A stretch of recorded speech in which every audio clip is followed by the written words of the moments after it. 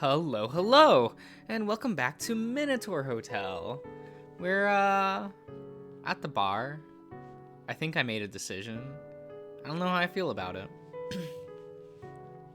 When you turn, you are greeted with a new sight. A rebuilt lounge, an afternoon sun outside, and an entirely different, Asterion. What? Oh. Okay. He buff now. Okay. But it's not a dream. We are here. I just want to get back to my life. My hotel, my guests. Voices bouncing down the hallway. The hallways. Food and drink for all. Listening to their stories well into the night. At times, I would sneak out during the night.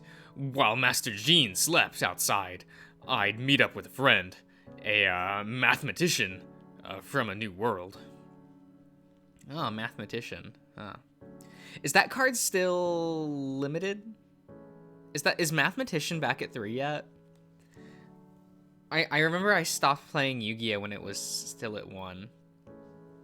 And I was really sad because I really liked playing the card in like Crystron's. Because you gotta mill the purple boy so that you can search the yellow boy, and that just starts all your combos, right? So I always liked playing like 3 copies of Mathematician and 3 copies of Scrap Recycler. Recycler is better because like it is a machine, machine type card. So it works with Crystron's a bit better than Mathematician. But at the very least, Mathematician is a level 3. So you still have that really cool play where like you do the yellow boy, the dragon, level 5.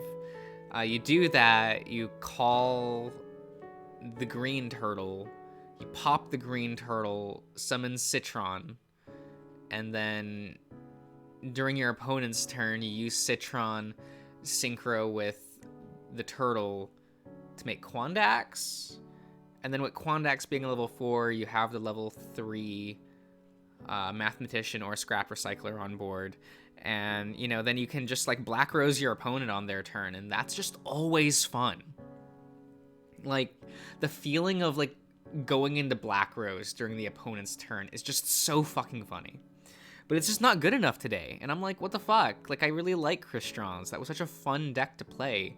And now it's like useless because like everyone can board wipe all the time, and it's like, ugh, is what it is. That, and it just dies to Imperm, and like everyone is running Imperm, Ash Blossom, Veiler. It's just like you're running, like everyone's running play sets of all of those cards, and it's like, well, you're never getting that normal summon off. Like your Mathematician is going to eat that effect Veiler. Like it's gonna suck. I'm sorry, guys. And we talked on and on about Infinity. And we talked on and on about Infinity. And the hotel's architecture. We'd bring wine and get way too drunk and rowdy. The kitchen staff joined us, and later the nighttime receptionists. We'd hang out by the kitchen back door, outside with the radio blaring from inside. We'd listen to French songs all night long.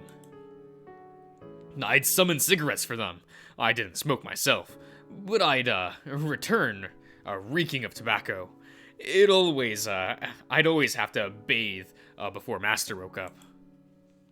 And in turn, they'd ask Master Jean to put me in their cruise, and I'd just not do much, just enjoy their company. Spending a day with friends, talking, laughing, not a care in the world. It was life. I woke up every day knowing my existence had meaning. I had purpose. It was all that I had, and that fiend took it away from me. It was like a dream. It was as if all my past had never happened, and I could live a fantasy of doing something good. Each and every day was a marvel. It was it was good and kept me from the nightmares.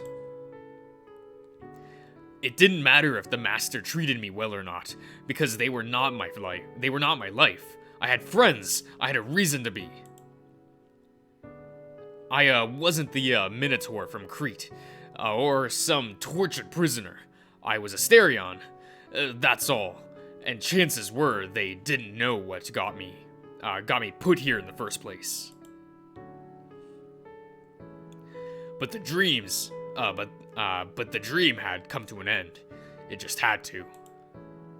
I died once in Crete, and again when Clement kicked out my guests. All my other deaths, tortured by masters from centuries ago, were small compared to those. It isn't fair. I am a monster. I know my crimes, but what did my guests do? Nothing to deserve being kicked out of their home. We had veterans recovering from shell shock, soldiers still healing from their wounds, refugees from the front. We built a purpose for this place, no thanks to the gods, and that selfish fiend destroyed it. I am sorry. I forget my place when I drink, Master. This won't happen again. It was awfully, out of place. It's fine. Though, I gave you permission to speak freely with me, didn't I? And I meant it. If you were bothering me, I'd have told you to stop already. So you can relax. I suppose I want to learn more about what you went through. I can only assume time has changed. You are not like the other masters. I'd have been put into my place for this insolence by now. I keep thinking this will all end at any moment now, and that I'll wake up back in that room. Asterion's gaze wanders, and it seems that only now he realizes the vast change in the lounge. The hotel is alive again. But it's not a dream. You'll see. It may take a while for you to believe me, but it's true. And I meant what I said. I want to be a good master of the hotel, and you. Asterion's eye shifts away, then back to you. The Minotaur bites his lip. The smallest sight escapes his lips, followed by him closing his eye. The side of his face wrinkles. He is about to say something. His face goes cold in a nearly professional solemnity.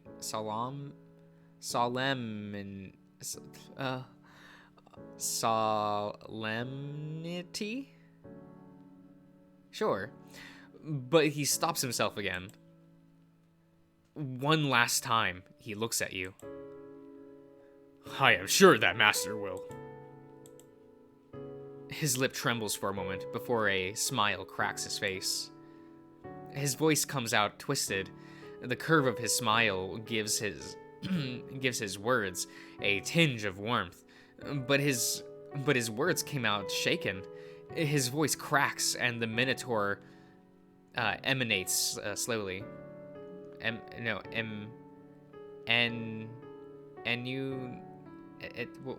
What?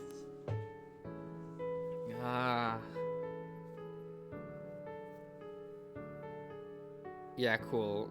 Sure. What is this? Okay. Let's Google and go to what was the word I was looking at? Okay,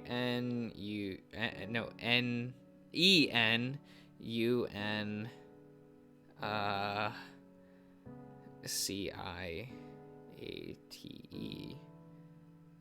Sure.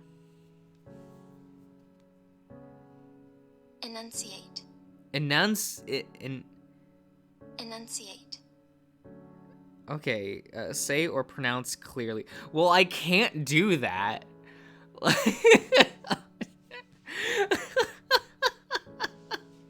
Oh no.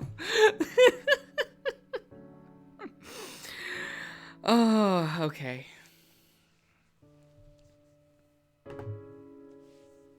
I don't want to see a single comment. not a one. You all here? Okay. Enunciate slowly. There is also an undercurrent of anxiety as his eye shifts to and fro. I am glad that, of all the people there are, you are here, Master Mr. Drone. This is good. This is a best decision I've ever fucking made.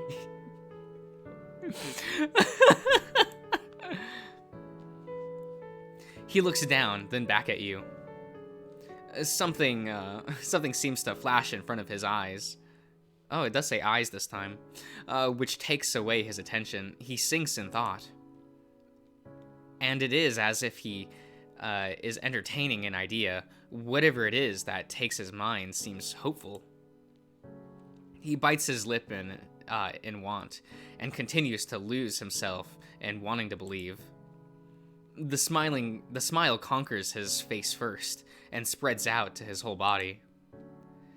This time his voice comes out firmer amidst his smile. Then I repeat my vows. If you are set on caring for this hotel and its guests, and fulfilling its man-made mission, then I will serve you out of my own will. It will be a pleasure to serve you, Master Mr. Josh. There is much about which I would enjoy talking with you. Could I perhaps persuade you to enjoy a drink? Of course. I am known as a heavy drinker, you know. This just is a thing. You nod and tell Asterion about your favorite drinks. The details of what you say seem to wash over Asterion. He doesn't nod or react as you describe the drink. Instead, his face is taken by a languid.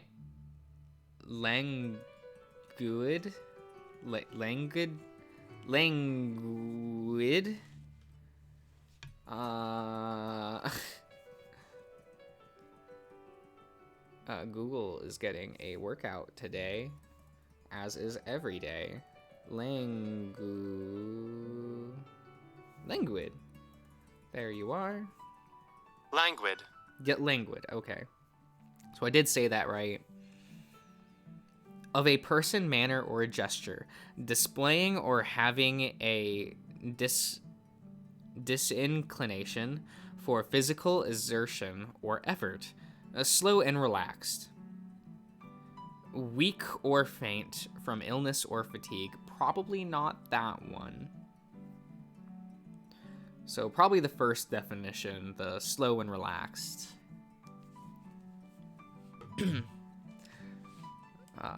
Languid, a languid joy. Asterion goes behind the new lounge's counter. His hands caress the wood, feeling it soothe, almost sensual texture. He nods without looking at you. Now I can assure you, I'll make something quite extraordinary, he says while caressing his beloved hotel. The Minotaur looks at the bottle on the wall. The bottles on the wall, you don't recognize any of the labels, even if you can guess their contents. It would seem these are all in-house products. Asterion, however, seems at home. His gaze wanders for only a moment before it gains a knowledgeable tinge. He selects the necessary bottles and sets out to make your drink. He starts by washing a cup. It already shone when the Minotaur picked it up from the counter, as if it had just been polished for its first use, but he insists on doing it. The water is on, and there is even a fresh bar of soap near the sink. It's as if the entire place had just been tidied up by a disciplined cleaning crew. The Minotaur holds on to his smile, eyes half closed as he runs his fingers on the glassware and all the equipment he will use. He takes his sweet time becoming acquainted with the new environment, then pouring your drink. At times, he shows a bit of clumsiness, no doubt a consequence of downing an entire bottle of wine. Asterion gingerly slides the cup to you on top of a napkin. He finally looks back to your eyes, acknowledging your existence. His voice comes out with the slightest inflection of a smile. I am not quite there yet. I will get better soon. You just need more practice to polish up, back to my old self. I rarely even manage the lounge. I'm acquainted with it, of course, but there were always better bartenders around. But I enjoyed it. So soothing. I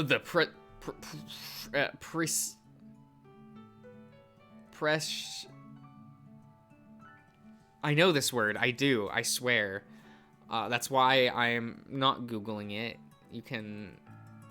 I can assure you. I know this word. I just...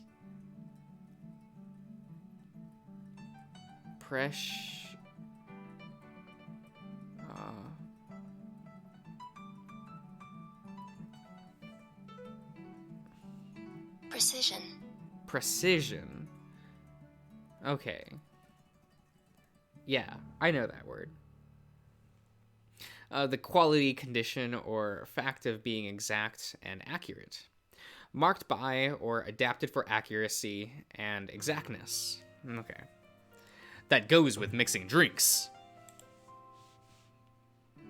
Asterion lays his forearm on the counter and supports his weight on it, his tail swishing lazily behind him.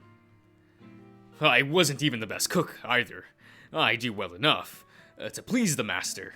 You will see. But working in the kitchen requires agility. I could spend 10 minutes chopping the single tomato, making sure all the pieces were the same size. Master Jean had me do exactly that a few times. Cooking is a very intimate thing, Master. Back when Master Jean was alive, my shifts helping the kitchen staff would amount to at most standing in a corner, chopping a few onions per hour. Ew. Working with my hands is very relaxing, even if I'm not terribly dexterous. It may surprise you, but I only learned to cook. How to measure ingredients, read recipes, season food, just a few centuries ago. No one taught me how back in Crete. But when I was in the labyrinth, I didn't have much to cook with. Father would send me food shipments. No matter. It is improper of me to unload something like that on you. On anyone, let alone Master. Happier subjects abound. The Minotaur turned back and picks out a bottle of wine. It is different from the previous bottle you found. It has a minimalistic label and a more modern shape. Asterion gave you a quick, pensive glance before opening the bottle and taking a long swig from it. What do you talk about next? Oh, no. Why are there so many options? What do you do for fun? What was your life on Crete? What's your favorite food? What's your favorite memory? What do you do for fun? So I'm curious, before Master Clement came along, what did you do for fun here? For fun? I suppose I had a number of leisure activities over the ages, ever since the hotel was built at least. I didn't always have the means, but I've been an avid reader for a while. Mind you, I came from a time long before the printing press. I learned to read the Cretan language from my brother by writing and reading letters in the sand. There was no paper during those times, and stories were recited from memory. Even today, the hotel can't manifest books. We depend on receiving shipments from the outside world. But when the master saw fit to gift me some, I always enjoyed reading material. Poetry, mainly, but how can I put it? I am curious about how the world outside is doing. I can never see it for myself, but when I read the stories, I can imagine. I often wondered how different reality is from what I imagined, and how much it has changed. Master Jean insisted I read The Hunchback of Notre Dame. He even showed me a few drawings of the cathedral, which he drew himself from memory. But I do wonder, what must it feel like to be there? How haunting must it be? I've never been in church. I died long before Christ. But the guests have told me all about them. Stained glass windows, tall, mighty pillars, the arches, one's voice echoes all the way to the entrance, and the wooden benches. I wonder what Notre Dame de Paris must look like today. What it must feel like to walk alone through it, seeing all the statues of apostles. You remember a few details of Notre Dame de Paris from your art studies. Oh. Ha, okay. I do remember a little bit. I don't remember anything fancy about the Notre Dame itself. But I do remember learning about it in like art history and like regular history class.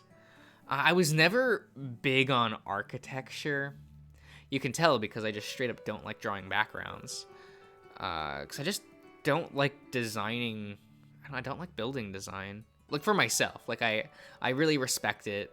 And I think that's such an interesting field. I do prefer more. I prefer a more like hard-edged, like deco aesthetic, if you know what I mean. Like, I always kind of liked that. Yes, it must be quite the atmosphere. The cathedral has a lot of reverb, like old Greek amphitheaters did. If you speak up, you'll hear it for the next 4 seconds. I'm sure it's haunting if you are hearing it live, but in a recording, it's just an echo. It meant that the music composer made for that space was simple and floaty, and it took a long time to change gears. I guess ancient music was like that too. Did full chords sound weird to you when you first heard them? I assume the music you grew up with was more monophonic. Why, yes. I spent quite a while listening to songs, and when I did get reacquainted with music, it all sounded very alien to me. If Master Jean was big on the cathedral, I can think of some songs I could show you. They are between monophony and polyphony. Would you like that? It's not the same as being in the Notre Dame de Paris, but you might enjoy it. Yes, absolutely. I would love to, Master. I'll try to remember to get you more books, too, since you're such an avid reader. I would greatly appreciate that. As well, books are my escape, I suppose, from this reality. Sometimes I even dream about what I was reading. That was a mercy like no other. There are few things better than a good book. Although, that hardly counts as my main pastime, since books have always been so scarce. My lyre has been my dear friend for centuries now. Master can guess that I must be awfully rusty after all those years locked up. Still, as soon as I've brushed up on my skills and tuned it, it would be my pleasure to play it for you, my master. As I said, I also enjoyed spending time with my guests. Who doesn't like being around friends? But I suppose for me it's different. It makes me feel normal as a Minotaur can be, which isn't much. I didn't always tell them about my past. The master is entitled to know, of course, and a few of them were informed, but only those I chose. More often than not, I didn't answer to them. I didn't want them to know. It only got in the way. It was already difficult enough making friends, and it opened a series of questions I'd rather not answer every day. Asterion bites his lip and sighs. There is one thing I greatly enjoy, but it hardly counts as a leisure activity, and I wouldn't want to bother Master by rambling on.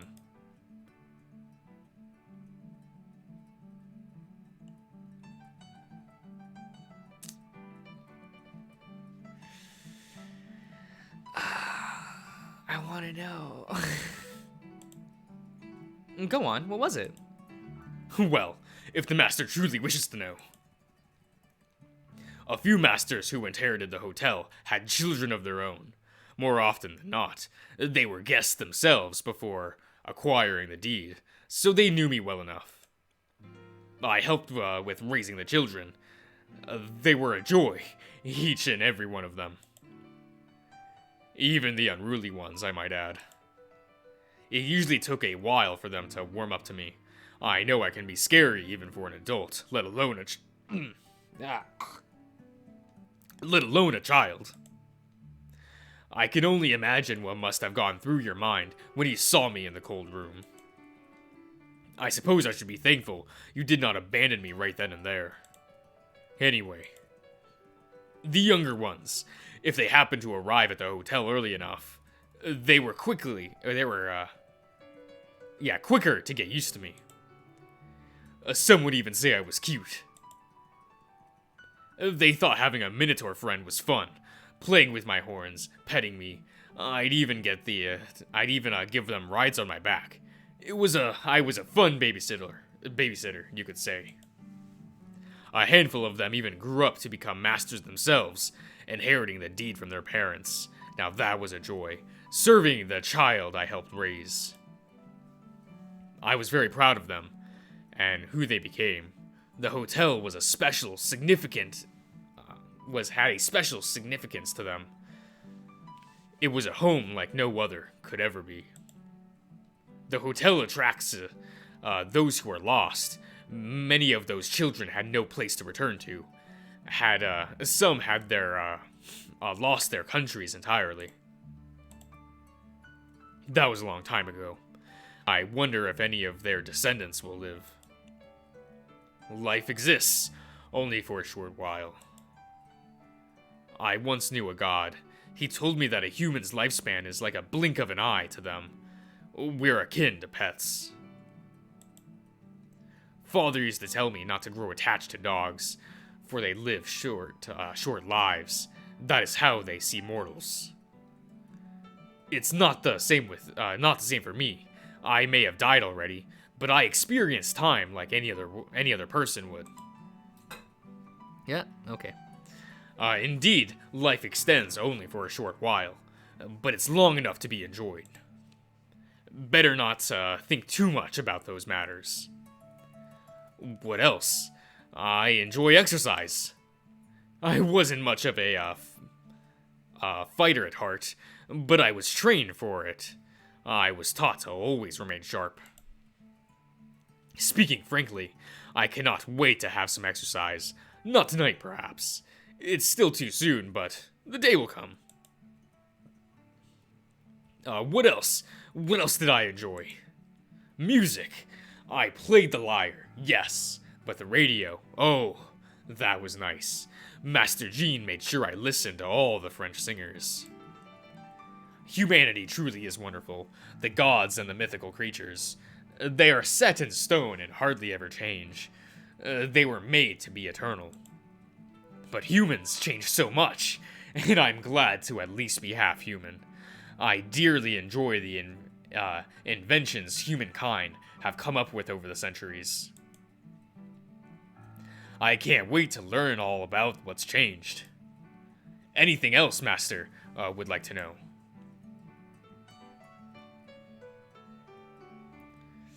What's your favorite memory? My favorite memory? Now, that's a tough question. Asterion drinks more of his wine, then rubs his hands against the counter. He sighs, looks to you, then looks back down again at a few times. Very hard question, but I think I know. There was a master, Sir Bernard. He was the labyrinth's lord for a few decades, and then passed it down to his son, Sir Robert. When Sir Bernard was on his deathbed, his son transferred ownership of the hotel back to him for a day. And the hotel's returning master, Sir Bernard, wrote a sign and As the hotel's returning master, Bernard wrote and signed a contract, except it was just a letter to me, thanking me for everything. Sir Robert took over again, of course, and he prepared me something too. I helped raise him, you see, and he gathered all the children drawings of me and signed them all as a contract as well. Contracts are everlasting, unless explicitly revoked, so their contracts would last forever. They can't be burned or torn away. Nothing will destroy them. This is my dearest memory, Robert and Bernard's gifts to me. The contracts, they are everlasting, but I know Clement tore away the ledger where we kept them. They must be hidden away somewhere. Eventually I'll find them again, even if it takes me years. After all, I have all the time in the world, don't I? the Minotaur takes another swig of his wine. He sways left and right, his eyes half closed. I have another memory, just as sweet. When I was in the underworld, I made friends. One of them gifted me with a statue of a red ox. He was a herder in life. It was fitting, of course. I brought it with me to this place, the only thing I managed to bring. It was supposed to be in my room again, but again, Clement. I was loved. The letters and the statue, I cherish them dearly. But love needs no gift to be remembered. Asterion looks down again. He holds the wine bottle against his chest. Is there anything else? Is there something else, Master, would like to know? I think I'll, end the part here. I'll see you around, everyone.